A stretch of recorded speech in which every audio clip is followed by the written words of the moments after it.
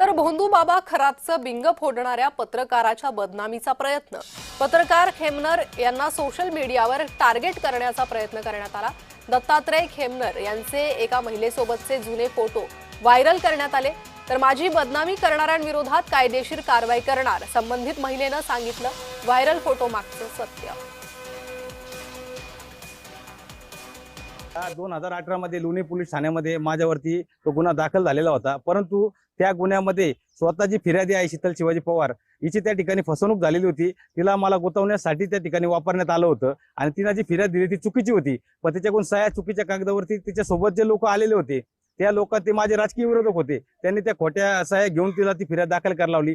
शीतल शिवाजी पवार हिला जेव्हा कळलं का आपण दत्तात्रय खेमनरवरती तो गुन्हा दाखल केला अत्याचाराचा, त्यावेळेस तिनं स्वतः माझ्यासोबत येऊन मला औरंगाबाद हायकोर्टामध्ये ॲफिडेव्हिट दिलं। तिनं एक वकील लावला आणि त्या ॲफिडेव्हिट देऊन मला त्या ठिकाणी अटकपूर्व जामीन दिला।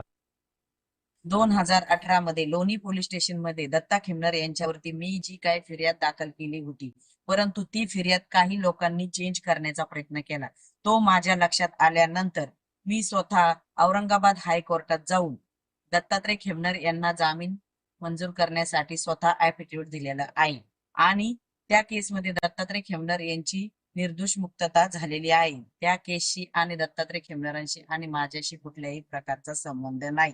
परंतु आज काही लोक सोशल मीडियावरती जे काही माझे आणि दत्तात्रय खेमनरांचे घाणेरडे फोटो व्हायरल करण्याचा प्रयत्न करत आहे, अशा लोकांवरती मी स्वतः कायदेशीर कारवाई करणार आहे व मी स्वतः गुन्हा दाखल करणार